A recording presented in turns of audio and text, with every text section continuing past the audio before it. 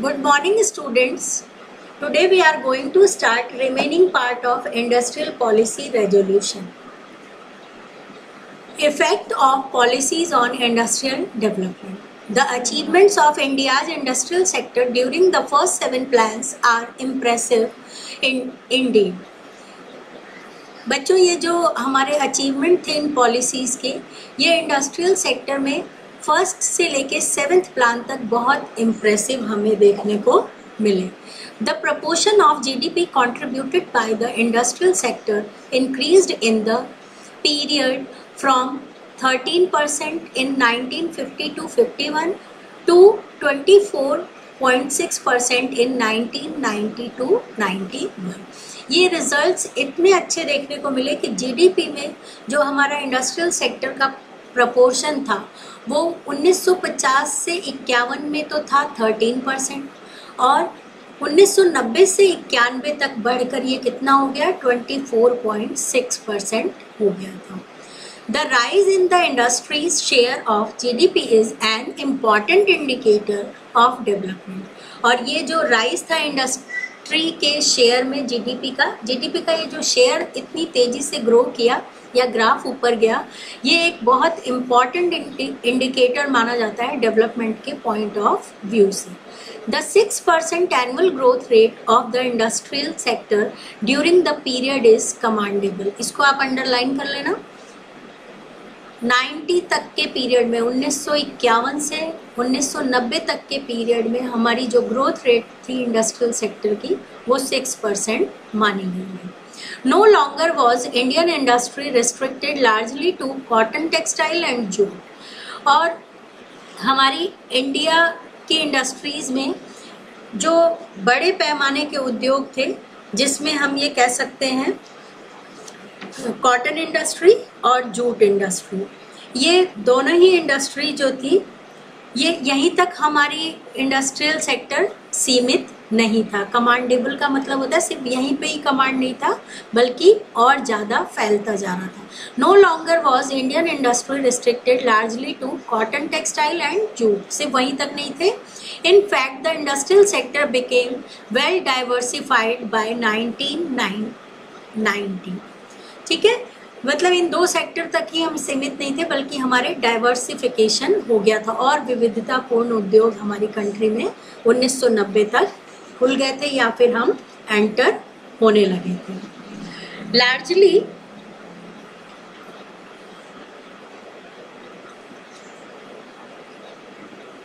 The public sector. और धीरे धीरे हम जानते हैं कि बड़े उद्योगों में प्रवेश करने के लिए लोगों के पास मतलब एसएसआई को प्रमोट करने के लिए उतनी अपॉर्चुनिटी लोगों के पास नहीं थी. इसलिए लोगों को पब्लिक सेक्टर में ज़्यादा इंटरेस्ट था और प्राइवेट सेक्टर में थोड़ा कम इंटरेस्ट था. The promotion of small scale industry gave opportunity to those people who did not have the capital to start large firm to get into business. फिर SSI ने प्रमोट किया, small scale industry ने क्या promote किया, लोगों को, अपन ने पहले भी पढ़ा था SSI में कि लो इंटरेस्ट रेट पे उनको कैपिटल प्रोवाइड कराया गया और इरिगेशन फैसिलिटीज़ वगैरह प्रोवाइड कराई गई. तो इससे क्या हुआ, जिनके पास कैपिटल नहीं था उन लोगों ने भी बिजनेस फर्म्स स्टार्ट कर ली थी. Protection from foreign competition enabled the development of indigenous industries in the area of electronics and automobile sector which otherwise could not have developed. अब बच्चों एक इम्पॉर्टेंट बात ये भी थी कि हम देखते हैं कि बहुत सारे लोगों के पास जिनके पास पैसा नहीं था उन्हें क्या मिल गया था, उनको भी काम करने का साधन दे दिया गया था. फिर उसके बाद जो फॉरेन कंपटीशन था उससे भी प्रोटेक्शन मिलने के कारण क्या हुआ था कि हमारी इलेक्ट्रॉनिक डिपार्टमेंट और ऑटोमोबाइल क्षेत्र में भी हमने क्या किया, अपने देशी उद्योगों का विकास कर लिया था जिसका विकास और तरीके से संभव नहीं था. क्योंकि जिस समय कॉलोनियल रूल था उस समय क्या था बच्चों, हमारे पास इंडस्ट्रीज़ में इलेक्ट्रॉनिक्स और ऑटोमोबाइल हमारे हाथ में नहीं थी. लेकिन जब हमको आज़ादी मिली, उसके बाद हमारे 5 ईयर प्लान इम्प्लीमेंट किए गए, तो 1950 से 1990 के बीच में जो इलेक्ट्रॉनिक्स और ऑटोमोबाइल सेक्टर था उसको भी हमने डेवलप कर लिया था। ठीक है, फिर नेक्स्ट इम्पॉर्टेंट बात हमारी इसमें ये दी हुई है कि the contribution made by public sector to the growth of the Indian economy, some economist are critical of the performance of many public sector enterprises. इस लाइन को आप अंडरलाइन करें। अब यहाँ से हम क्रिटिसिज्म पढ़ेंगे। किस चीज़ के क्रिटिसिज्म पढ़ेंगे? पब्लिक सेक्टर के क्रिटिसिज्म पढ़ेंगे। अभी ऊपर तो हम यही पढ़ रहे थे कि पब्लिक सेक्टर को प्रमोट किया गया था first, second, third 5 year plan में, क्योंकि उस समय हमारे सोसाइटी में इनइक्वालिटी बहुत ज़्यादा थी। तो इक्वालिटी लाने के लिए टैरिफ टैक्स पे छूट दी गई थी, लो इंटरेस्ट रेट रखी गई थी, बहुत सारे पेस्टिसाइड और इरिगेशन फैसिलिटीज़ वगैरह प्रोवाइड की गई थी ताकि रिच और पुअर के गैप को कम किया जा सके। अब कुछ इकोनॉमिस्ट का ये मानना था कि जो पब्लिक सेक्टर का इतना कंट्रीब्यूशन है, इसके कारण इंडिया में प्रॉब्लम क्रिएट हो रही है, तो हमें प्राइवेट सेक्टर को भी प्रमोट करना चाहिए। तो वो क्रिटिकल एनालिसिस है, ये आप नोट्स कॉपी में भी अलग लिखेंगे, क्रिटिसिज्म ऑफ पब्लिक सेक्टर। ठीक है, तो क्रिटिसिज्म ऑफ पब्लिक सेक्टर में फर्स्ट पॉइंट में हम लिखेंगे, it was proposed at the beginning of this chapter that initially public sector was required in a big way. It is now widely held that state enterprises continue to produce certain goods and services, often monopolizing them, although this was no longer required. First तो ये था कि बहुत सारी चीज़ जो थी उस पर पब्लिक सेक्टर का ही कंट्रोल था, जैसे टेली कम्युनिकेशन और इलेक्ट्रॉनिक्स। हालांकि बहुत लंबे समय तक उन पे इनका मोनोपोलाइजिंग जो थी या मोनोपोली जो थी वो रिक्वायर्ड नहीं थी। फर्स्ट क्रिटिसिज्म तो ये है। फिर इसको एग्जाम्पल से समझाया, वही टेली कम्युनिकेशन सर्विस वाली बात है कि उसको प्राइवेट सेक्टर में भी प्रमोट किया जा सकता था। This industry continued to be reserve for the public sector even after it was realised that private sector firm could also provide it. ये टेली कम्युनिकेशन और इलेक्ट्रॉनिक्स के रेफरेंस में लिखा हुआ है। फिर सेकेंड आपके पॉइंट दिया हुआ है, due to the absence of competition. अब क्या था, कोई कंपटीशन नहीं था, सारी बड़ी बड़ी इंडस्ट्री पब्लिक सेक्टर में वर्क कर रही थी। इस कारण से लेट 1990s में हमें लंबे समय तक टेली कम्युनिकेशन वगैरह पे किसका अधिकार देखने को मिला? सिर्फ और सिर्फ पब्लिक सेक्टर का था। और अगर किसी को कनेक्शन लेना होता था तो उसे बहुत लंबे समय तक वेट करना होता था। अगर यही प्राइवेट फील्ड में होता तो उसको लंबे समय तक वेट नहीं करना होता। जैसे अभी हमें किसी भी टेली कम्युनिकेशन वाली प्राइवेट कंपनी से कनेक्शन लेना होता है तो जब आप रिपोर्ट करोगे उसके थोड़ी देर बाद ही आपके पास कनेक्शन देने के लिए वो आ जाते हैं। तो ये भी एक क्रिटिसिज्म था। ठीक है, फिर ब्रेड मैन्युफैक्चरिंग फर्म का दे रखा है कि इस्टेब्लिशमेंट किया गया था मॉडर्न ब्रेड मैन्युफैक्चरिंग फर्म का, जिस पर किसकी मोनोपोली थी? सिर्फ और सिर्फ पब्लिक सेक्टर की मोनोपोली थी, जबकि उसको कौन बना सकता था? प्राइवेट सेक्टर भी बना सकता था। 2001 तक ये मोनोपोली किसके पास रही? पब्लिक सेक्टर के पास रही थी, और बाद में 2001 में प्राइवेट सेक्टर को सोल्ड कर दिया गया, यानी बेच दिया गया था। ये आपको मालूम है, जब गवर्नमेंट लॉस में चलती है तो अपने फर्म को वो प्राइवेट सेक्टर में बेच देती है। The point is that after 4 decades of planned development of Indian economy, no distinction was made between. कहने का मतलब ये है कि 40 वर्षों तक प्लान्ड डेवलपमेंट होने के बाद भी, यानी 5 ईयर प्लान्स को इम्प्लीमेंट करने के बाद भी हमें कोई फ़र्क देखने को नहीं मिला। नो डिस्टिंक्शन का मतलब होता है कि इन दोनों के बीच कोई अंतर नहीं किया गया। और अंतर का मतलब क्या है कि क्या ऐसा काम है जो सिर्फ पब्लिक सेक्टर कर सकता है और क्या ऐसा काम है जो सिर्फ प्राइवेट सेक्टर कर सकता है। इसमें क्वेश्चन किया हुआ है, first what the public sector alone can do and what the private sector can also do. अब एक एग्जाम्पल से इसे समझाया गया है कि जो काम पब्लिक सेक्टर कर सकता है वो प्राइवेट सेक्टर भी कर सकता है। जैसे जो नेशनल डिफेंस की सप्लाईज होती है वो सिर्फ और सिर्फ पब्लिक सेक्टर करती है, जबकि ऐसा नहीं है, वो काम तो प्राइवेट सेक्टर भी कर सकता है। ऐसे ही होटल्स का बिजनेस जो है वो प्राइवेट सेक्टर में रन किया जाता है, जबकि ऐसा नहीं है कि सिर्फ प्राइवेट सेक्टर ही उसे मैनेज कर सकता है। तो ऐसा कोई डिस्टिंक्शन नहीं किया गया, अंतर नहीं किया गया कि कौन सा काम पब्लिक सेक्टर का और कौन सा प्राइवेट सेक्टर का है। ठीक है बच्चों। फिर है Yet the government also runs hotel.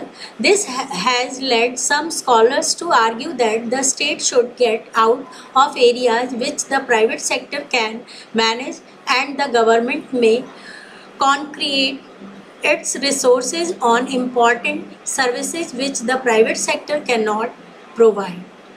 Many public sector firm incurred huge losses. फिर उसके बाद बच्चों मैं इसको ब्रीफ में आपको बता देती हूँ कि जो पब्लिक सेक्टर होते हैं, गवर्नमेंट सेक्टर होते हैं, अगर उनको बड़ा नुकसान भी हो जाता है तब भी वो अपने फर्म को कंटिन्यू रखते हैं, क्योंकि उनके लिए ये बहुत डिफ़िकल्ट होता है कि वो उन फर्म को क्लोज कर दें जबकि उन्हें प्रॉफिट नहीं हो रहा होता है। तो ऐसे में क्या होता है, नेशंस लिमिटेड रिसोर्सेज जो होते हैं वो ड्रेन होने लगते हैं, यानी देश का जो पैसा है वो बाहर निकलने लगता है, क्योंकि हम स्टोर की हुई पूंजी को यूज़ कर रहे हैं, हमारे पास आवक तो कुछ हो ही नहीं रही है। जबकि ऐसा नहीं है कि प्राइवेट सेक्टर जो होते हैं वो हमेशा प्रॉफिटेबल होते हैं, लेकिन प्राइवेट सेक्टर में क्या होता है, जब उन्हें लॉस होता है तो वो अपने वर्कर्स की जॉब को प्रोटेक्ट करने के लिए क्या करते हैं, अपनी फर्म को गवर्नमेंट के हाथों बेच देते हैं। उसे हम नेशनलाइज्ड करना कहते हैं। जब कोई फर्म पहले प्राइवेट की और बाद में गवर्नमेंट सेक्टर में आ जाती है उसे नेशनलाइजेशन कहते हैं या फिर नेशनलाइज्ड कहते हैं। ठीक है, ये चीज़ें इसमें दी हुई है, लाइन टू लाइन आप पढ़ के देख लेना। फिर उसके बाद इसमें लाइसेंसिंग प्रोसीजर की बात कही गई है कि लाइसेंस लेने में भी क्या होता है, बहुत ज़्यादा भेदभाव किया जाता है। फॉरेन कंपटीशन पे हमने रोक लगा दिया था क्योंकि इंपोर्ट को रिस्ट्रिक्ट कर दिया, ऐसा हमने पहले पढ़ा था कि हमने इंपोर्ट को रिप्लेस कर दिया था, अपने आप को सेल्फ सफिशिएंट आत्मनिर्भर बनाया था। तो बाहर का कोई कंपटीशन हमारे पास है नहीं, तो जो हमारी गुड बन रही है ना उसमें हम कोई भी इम्प्रूवमेंट नहीं करेंगे। जो प्रोड्यूसर होगा वो क्या करेगा, उसको मालूम है कि घटिया वस्तु भी उसकी ऊंची कीमतों पर बिक रही है, तो वो उसमें कोई सुधार नहीं करेगा। ये भी एक इसका क्रिटिसिज्म था। ठीक है, तो इस तरीके से जब हमको सादा, अब इस बात को हम ऐसे समझ सकते हैं कि बिना पढ़े ही जब टीचर हमको 10 में 10 नंबर दे देगा तो हम क्यों पढ़ें। वही सेम प्रॉब्लम यहाँ पे आई कि पब्लिक सेक्टर हो या प्राइवेट सेक्टर हो, जब कोई कॉम्पिटिटर फॉरेन का हमारे पास नहीं है तो हम जो सामान बनाएंगे वही जनता को खरीदना पड़ेगा और उसके लिए वो ऊंची कीमत देने को तैयार है। तो ऐसे में क्या होगा कि उन्हें फ़ायदा ही होगा और क्वालिटी में कोई चेंज नहीं होगा। फिर इसमें परमिट लाइसेंस राज दिया हुआ है आपके। परमिट लाइसेंस राज का मतलब ये होता है कि जो बड़े बड़े उद्योगपति होते हैं वो क्या करते हैं, एक साथ कई फर्मों का लाइसेंस ले लेते हैं, जबकि आपको मालूम है एक ही आदमी के पास इतना परफेक्शन नहीं होता कि वो बहुत सारी गुड को बहुत अच्छा बना सके। तो वो क्या करते हैं, कॉम्पिटिटर्स से अपने आप को प्रिवेंट करने के लिए या फिर न्यू फर्म नहीं आ जाए उसके लिए वो क्या करते हैं, बहुत सारे फर्म्स का नए चीज़ों का लाइसेंस लेके रख लेते हैं। और ये जो एक्सेसिव रेगुलेशन होता है उसे हम परमिट लाइसेंस राज के नाम से जानते हैं। ठीक है, और इसके लिए इंडस्ट्रियलिस्ट क्या करते हैं, वो अपने गुड की क्वालिटी में सुधार नहीं करते बल्कि एक लॉबी बनाने में लगे रहते हैं मिनिस्टर्स के साथ कि हमारा मिनिस्टर्स के साथ उठना बैठना होगा तो हमारा काम इजीली हो जाएगा। वो इस बात पे फोकस नहीं करते हैं कि हम अपने सामान में सुधार करें, क्योंकि उनके पास ना तो कोई फॉरेन कंपटीशन है और ना ही वो न्यू फर्म को अपने इंडस्ट्रियल सेक्टर में आने देते हैं। तो ये सब बच्चों कुछ क्रिटिसिज्म थे, ये आपको नोट डाउन करना है अपने कॉपी में। और उसके बाद हम देखते हैं कि इस तरीके से हम देखते हैं कि इकोनॉमिस्ट ने बहुत सारी बातों पर बहुत सारा मूल्यांकन किया और धीरे धीरे हम देखते हैं कि ये जो प्रोटेक्शन पॉलिसी थी, इस प्रोटेक्शन पॉलिसी के कारण इकोनॉमिस्ट का ये मानना है कि ना ही हमारी फॉरेनर्स से कोई कंपटीशन रहा और ना ही हमारे खुद की कंट्री में कोई कंपटीशन रहा। इसलिए प्रोटेक्शन सिर्फ उसी हद तक होना चाहिए जहां तक वो हमारे गुणों पर या हमारी क्वालिटी पर असर नहीं करता हो। और इसीलिए 1990 के बाद हमारी जो इंडस्ट्रियल पॉलिसी थी उसमें चेंज की डिमांड की जाने लगी, और इसीलिए गवर्नमेंट ने, जिस समय श्री मनमोहन सिंह की सरकार थी, उन्होंने 1991 में न्यू इकोनॉमिक पॉलिसी बनाई थी जिसे हम एलपीजी के नाम से जानते हैं, लिबरलाइजेशन, प्राइवेटाइजेशन और ग्लोबलाइजेशन। अब नेक्स्ट हमारा टॉपिक है कंक्लूजन।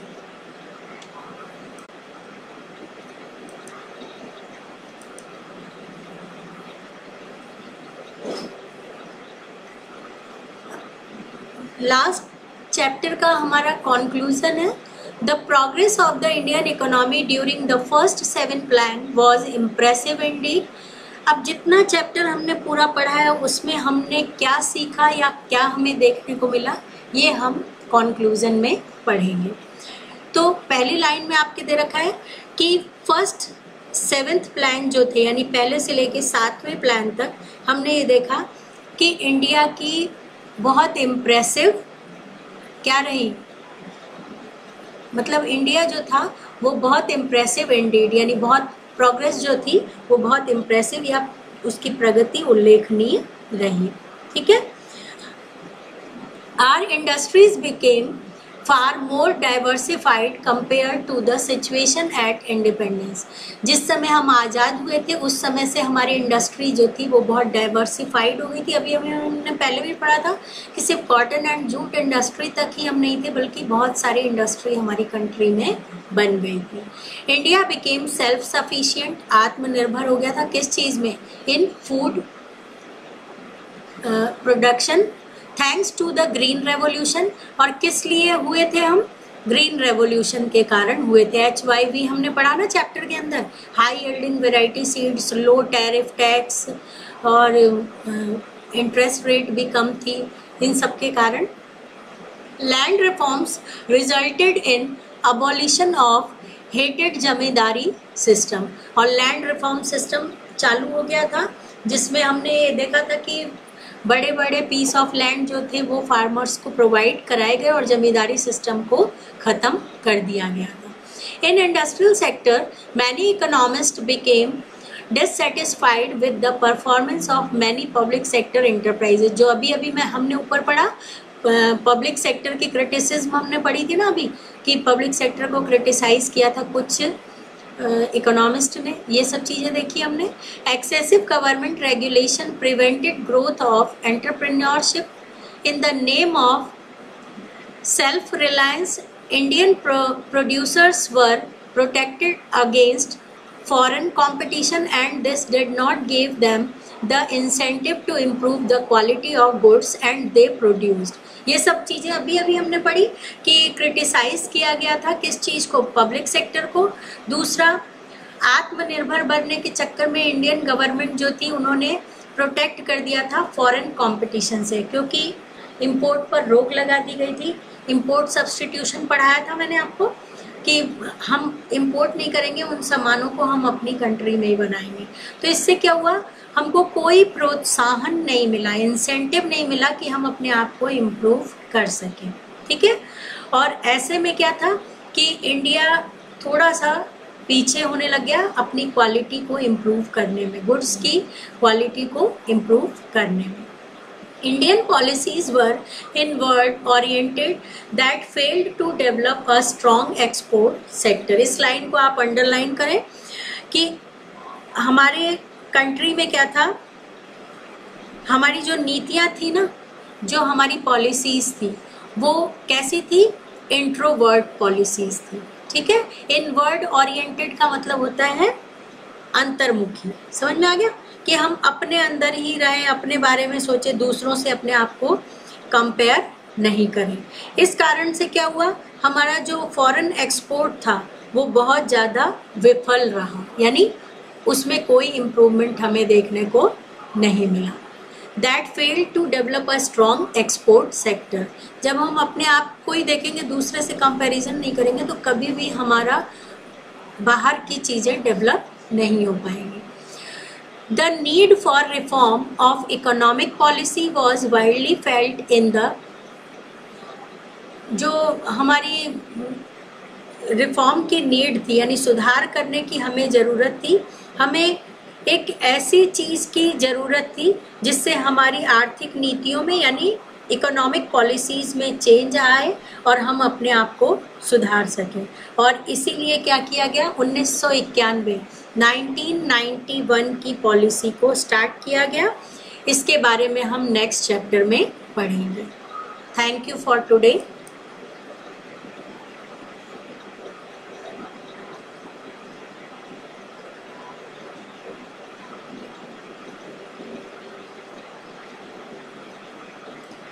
स्टूडेंट्स, इस चैप्टर के कंप्लीट क्वेश्चन आंसर आप करके मुझे मेरे पर्सनल नंबर पे सेंड करेंगे। If any problem regarding this chapter, you can ask on my personal number.